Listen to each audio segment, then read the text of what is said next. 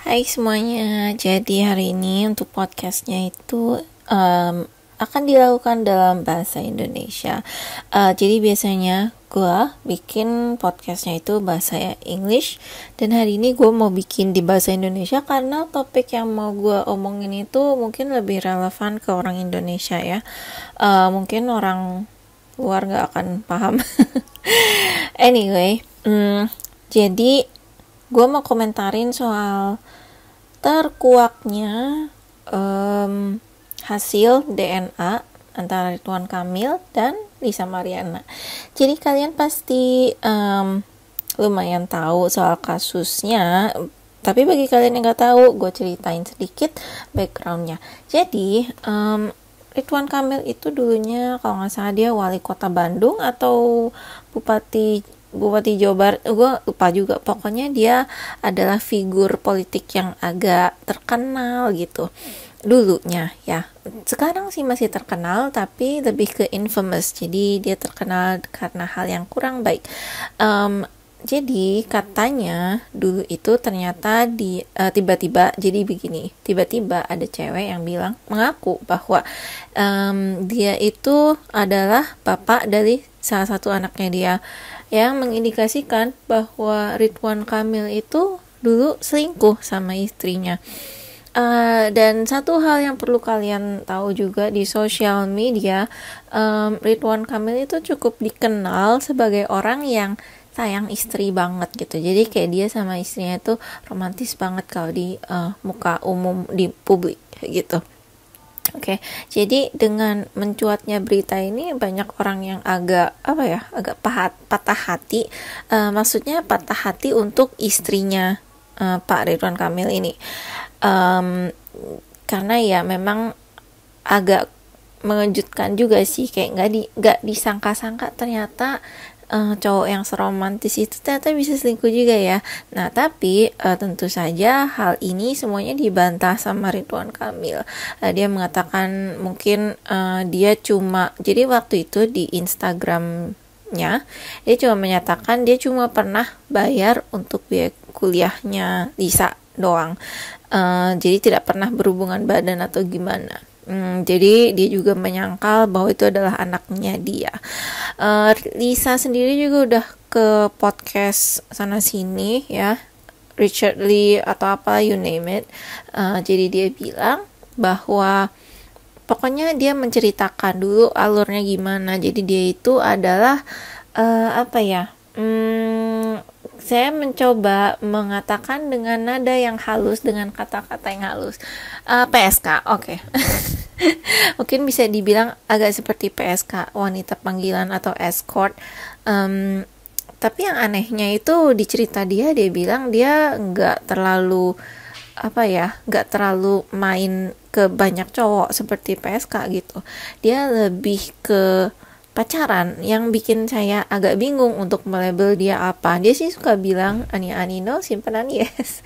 Tapi saya merasa kayaknya ya kurang tahu juga. Jujur saya juga kurang paham namanya dia, nama pekerjaan dia itu apa gitu.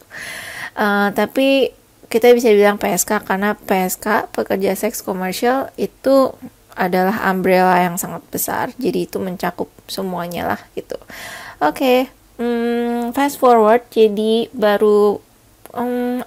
kayaknya baru beberapa hari yang lalu atau mungkin minggu lalu itu akhirnya dilaksanakanlah tes DNA.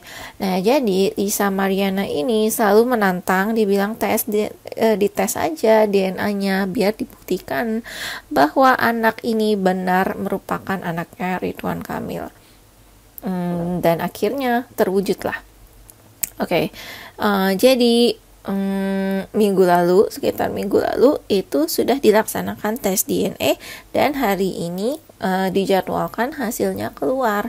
Ternyata ketika hasilnya keluar, ternyata hasilnya adalah negatif, yang berarti anak itu bukanlah anaknya Ridwan Kamil. Dan ini menuai banyak reaksi gitu sih di medsos. Banyak yang agak menghujat si Lisa, jadi kayak bilangnya ya udah lu sekarang ngelawak aja deh daripada lu nipu orang atau gimana gitu. Jadi di sini di podcast kali ini yang sangat unik, gue mau membacakan sifat asli dan motif dari kedua belah pihak, yaitu dari RK dan Lisa Mariana.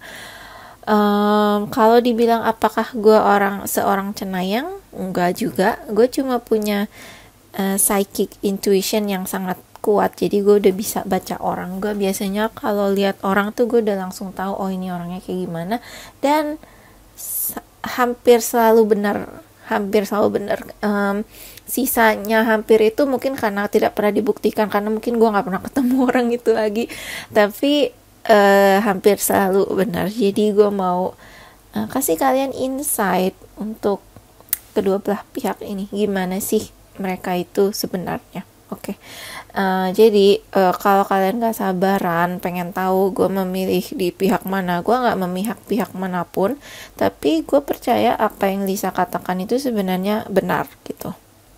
Mungkin gak 100% benar dari ceritanya, tapi mungkin 95% benar, atau at least 90% itu benar.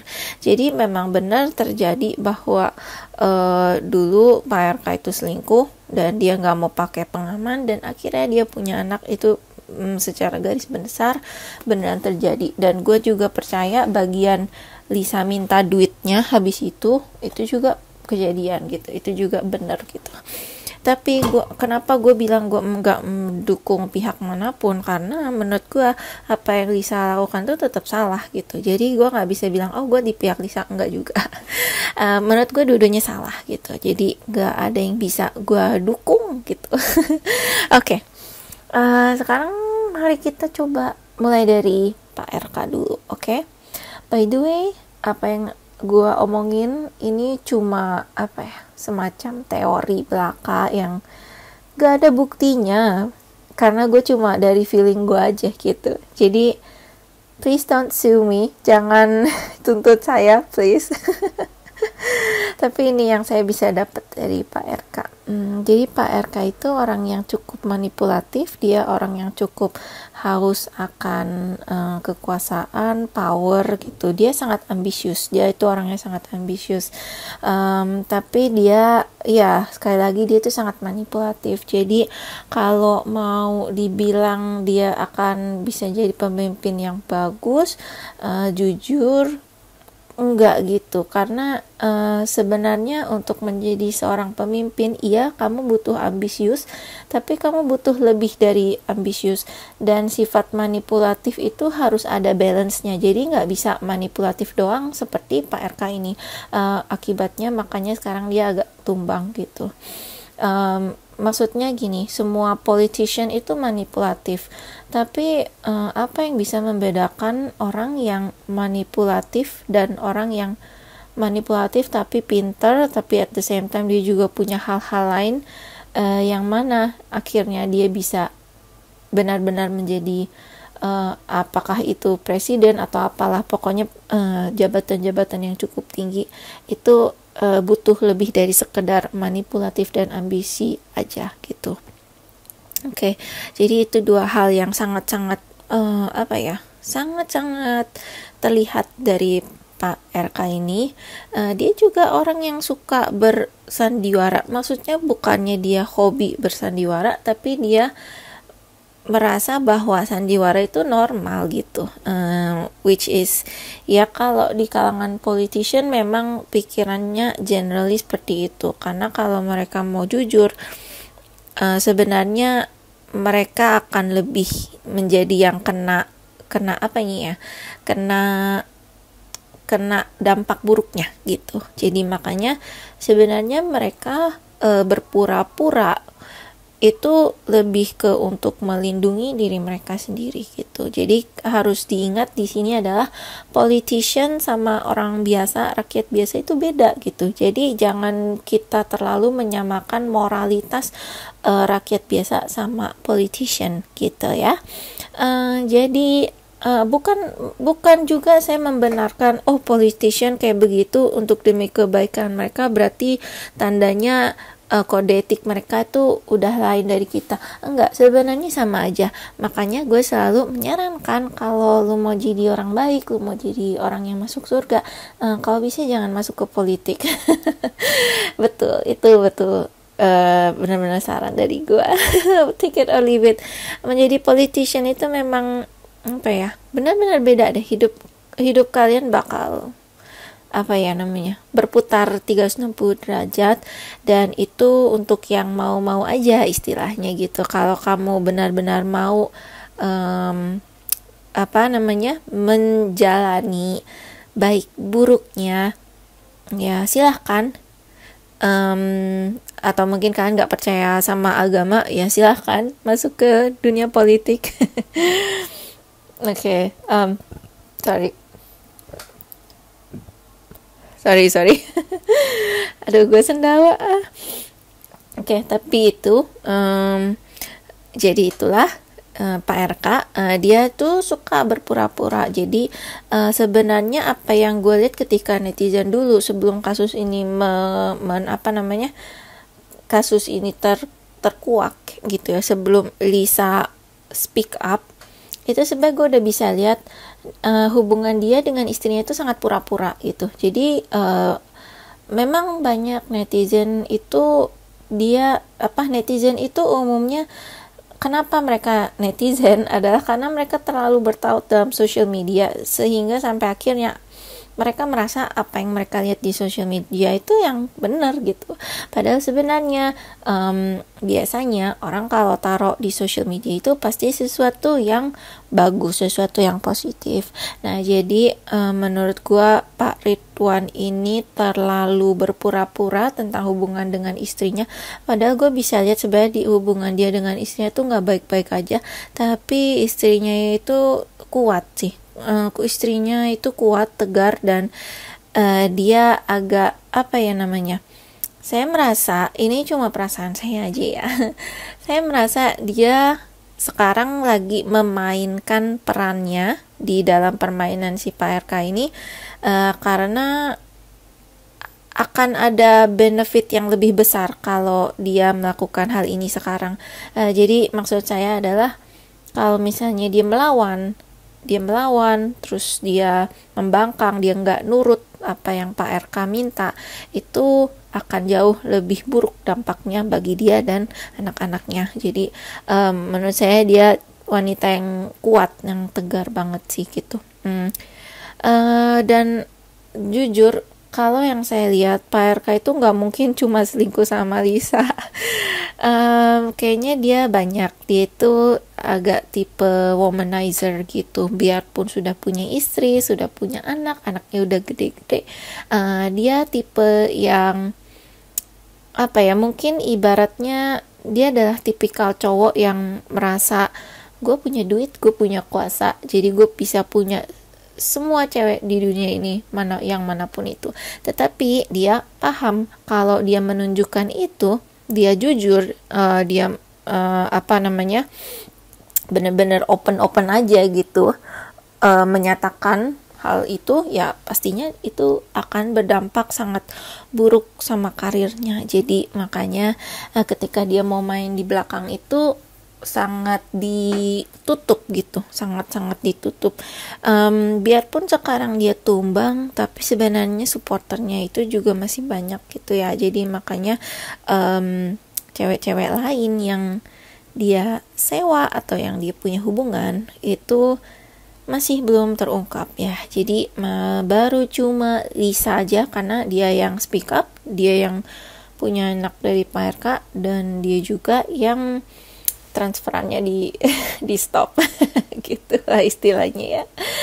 Oke, ya jadi begitulah Pak RK. Menurut saya overall dia bukanlah orang yang bagus. He's not a good human being, I'm sorry to say. Bagi kalian supporter dia bukanlah orang yang bagus. Dia cuma mungkin lihai, dia orangnya cukup bertalenta gitu, cukup pintar dalam dunia politik. Itu saya akuin. Tapi kalau kita mau bilang apakah dia orang yang baik, apakah dia orang yang bisa menjadi role model, sangat-sangat tidak. Ya gue nggak bisa bilang apapun lagi selain itu, tapi ya begitulah. Oke, jadi itulah Pak RK untuk kalian. That's his real personality, karena personality yang dia tunjukkan selama ini adalah versi yang dia tahu orang lebih suka versi ini dari dia gitu. Jadi sejak ketika dia mencalonkan diri sebagai wali kota Jakarta pun, wali kota atau gubernur Jakarta ya, gue juga lupa. Pokoknya ya gitu deh, mungkin wali kota Jakarta ya. Ketika dia mencalonkan beberapa waktu lalu itu, gue udah lebih membaca dia bisa lebih ini sih, lebih jelas karena posternya di mana-mana. Gue juga bisa lihat dari segi dia membuat posternya, dari segi messaging kampanyenya, yang mana mungkin orang-orang lihat ya itu wajar-wajar aja gitu, itu message yang wajar-wajar aja. Tetapi gue bisa lihat kenapa dia memilih message yang seperti ini, kenapa dia memilih grafis yang seperti ini, dan lain sebagainya. Intinya dia itu orangnya pandai berpolitik, tapi bukanlah seseorang yang baik gitu. Oke, sekarang kita move on ke Lisa Mariana. Oke. By the way, bagi kalian yang gak percaya, silakan tidak percaya. Karena yang namanya physics lagi, bukan fisik ya, namanya supernatural, namanya yang witchcraft, if you may say so, itu untuk yang ya kalau mau percaya, kalau nggak mau percaya ya silahkan gitu. Jadi ini bukanlah fakta, ini bukanlah fakta yang punya buktinya, ini dan sebagainya, enggak gitu. Oke. By the way, let's just move on. Lisa Mariana, sekarang gilirannya dia. Sebenarnya gue nggak bisa terlalu banyak memberitahu kalian apa yang kalian tidak tahu karena dia samanya cukup jujur gitu.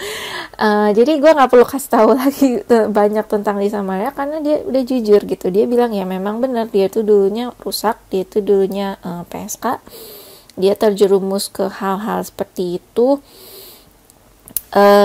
dan ya begitulah. Tapi yang bisa gue bilang adalah ketika dia speak up tentang hal ini, itu dia jujur dari awal, bahkan sebelum dia datang ke podcast itu, ketika baru terdengar gosip ini baru terdengar seperti bisikan, itu gue udah merasa oke. Gue langsung percaya dia gitu. Jadi there is no doubt bahwa dia itu menyatakan yang sebenarnya gitu. Tapi sekali lagi, mungkin yang akan gue reiterate adalah Lisa itu sebenarnya bukan orang yang baik-baik banget juga gitu. Biarpun dia jujur, she is in a way better than Ridwan Kamil, tapi dia bukan orang yang gue bisa bilang baik juga gitu. Dan I will tell you why. Oke, jadi memang benar bahwa itu adalah masa lalunya dia dan sekarang dia sudah tidak menjadi PSK lagi. Tetapi saya rasa ketika dia stop menjadi PSK itu bukan karena alasan moral. Ini yang saya dapat dari Lisa ya. Bukan alasan moral. Sebenarnya mungkin kalau semua situasi itu memungkinkan, kalau fisiknya dia masih seperti dulu, dia tidak punya suami dan lain sebagainya, mungkin dia akan tetap bekerja sebagai itu. Jadi dia bukannya tipe orang yang sangat agama, tetap patuh pada agama dan sadar bahwa apa yang dulu dia lakukan itu salah. Dia tahu apa yang dia lakukan dulu itu salah, itu karena dari persepsi publik, bukan dari dia sendiri. Kalau dari Lisa sendiri, saya lihat sebenarnya dia merasa apa yang dia lakukan itu sah-sah aja gitu. Mau dia jadi PSK atau gimana, sah-sah aja. Mau dia jadi selingkuhan seluruh kabinet di Indonesia juga sah-sah aja sih menurut dia gitu. Dia itu tipe cewek yang liar gitu ya, maksudnya sudah bisa dilihat lah ya. Saya nggak perlu ngomong ini, kalian pasti udah tahu juga dia itu sebenarnya tipe yang liar. Nah cuma mungkin sekarang dia agak apa ya istilahnya, agak humble, agak down to earth, itu karena dia harus menang di kasus ini. Jadi mohon maaf dia apa namanya ya, kalaupun misalnya nih, ini misalnya doang ya, saya nggak bilang dia ada masalah ini sama suaminya.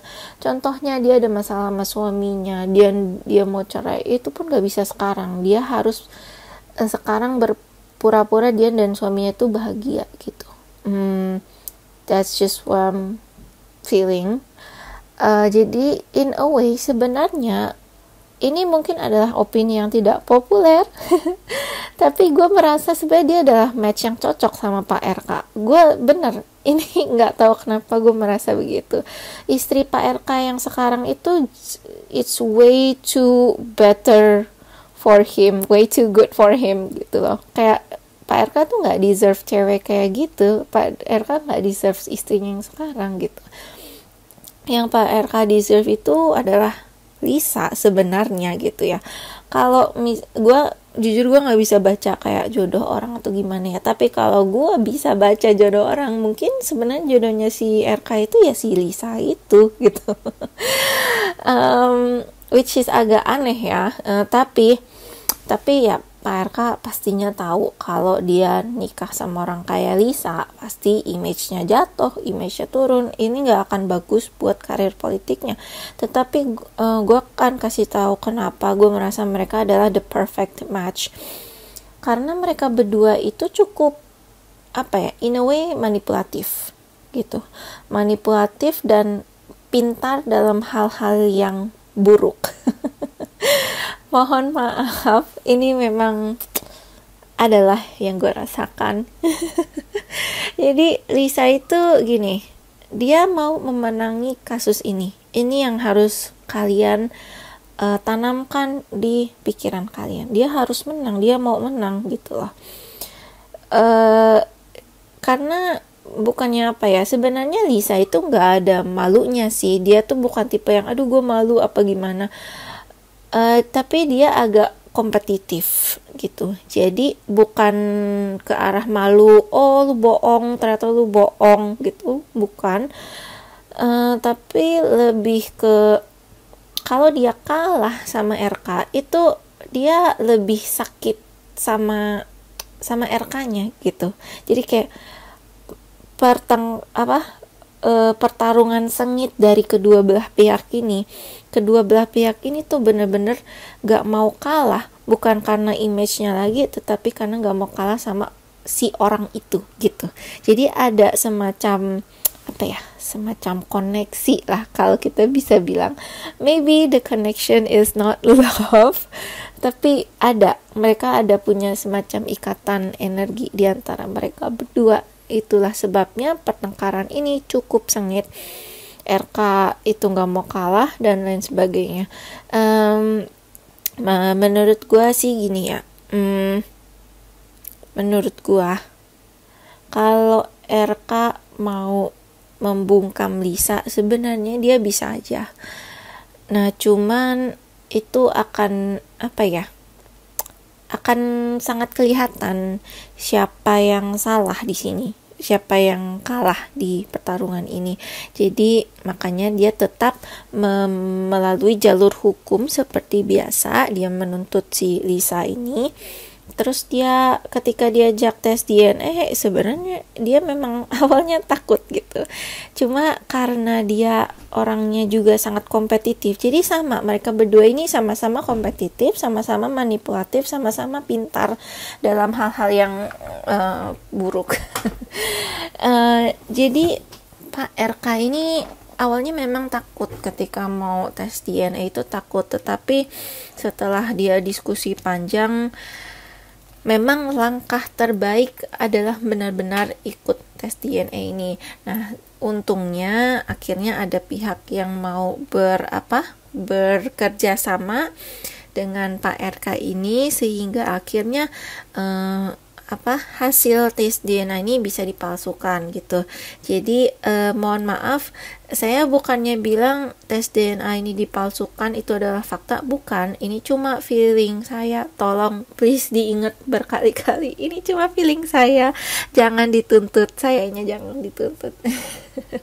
Ya, jadi memang banyak netizen yang bilang, oke, kalau lu mau benar-benar mengungkap kebenarannya, silakan lakukan tes DNA di luar negeri. Yang sebenarnya gue nggak gitu tahu caranya gimana, karena how can Lisa punya RK's DNA gitu. Maksudnya untuk mengambil sampelnya itu gimana gitu. Ya, itu dilihat nanti mungkin ketika when all this unfolds, kita lihat lagi nantinya gimana. Gue juga merasa interesting juga nih ya apa yang akan RK lakukan next gitu. Tapi melihat bobroknya hukum Indonesia, mohon maaf, gue merasa untuk outcome dari kasus ini pastinya RK menang gitu. Nah, tetapi apa yang RK harus pahami juga adalah sebenarnya image dia tuh udah bener-bener jatuh banget. Biarpun tes DNA ini tidak terbukti bahwa dia adalah ayahnya, image dia itu benar-benar udah jatuh banget gitu. Jadi what does it mean to win something, you know? Kadang-kadang memang seperti itu ya. Kalau konteksnya adalah kita memenangkan sesuatu, tetapi sebenarnya ketika kita menang kita udah kalah gitu. Terutama dalam hubungan, biasanya dalam hubungan percintaan, dalam hubungan pernikahan, ya mungkin ketika mereka berdua sedang berdebat, mungkin si suaminya itu karena sangat logis, akhirnya suaminya benar gitu. Akhirnya suami bilang, itu kan gue benar gitu, tapi sebenarnya dia kalah gitu.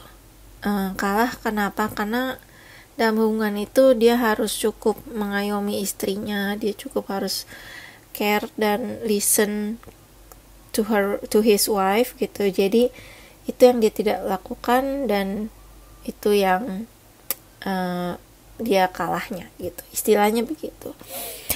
Iya, nah jadi jujur menurut gue juga gini, I don't think Lisa is a good mother. Ini gue jujur aja, menurut gue apa yang gue lihat adalah dia bukanlah seorang ibu yang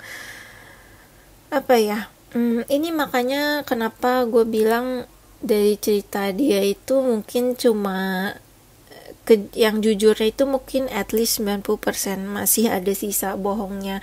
Nah, sisa bohongnya itu kebanyakan gue rasa di bagian seberapa cinta dia sama anak-anaknya, karena apa yang gue lihat adalah dia melihat anak-anaknya itu lebih ke aset gitu sih.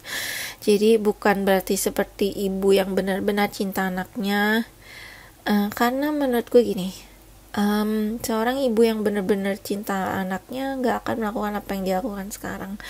Mohon maaf, menurut gue sebenarnya ya nothing wrong with chasing for justice gitu. Tidak ada yang salah dalam mengejar keadilan, tetapi seorang ibu yang benar-benar sayang sama anaknya mungkin at least akan melakukan ini dengan cara yang lain, dengan strategi yang lain, karena pikiran mereka itu berpusat pada anaknya.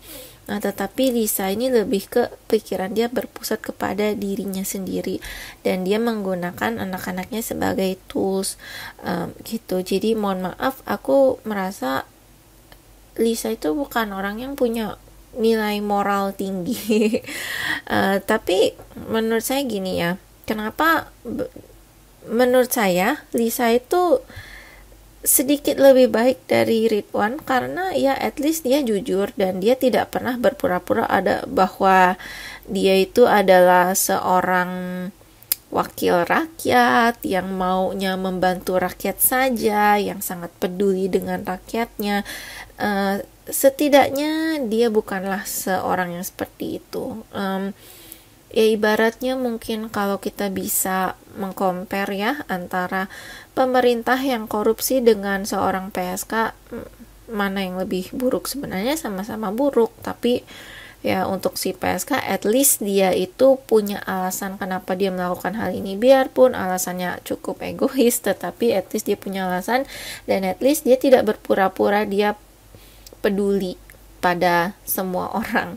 Sementara politician itu, kalau gue bilangnya, ini mohon maaf aja ya, ini cuma pendapat gue aja. Menurut gue politician itu umumnya adalah the worst kind of human.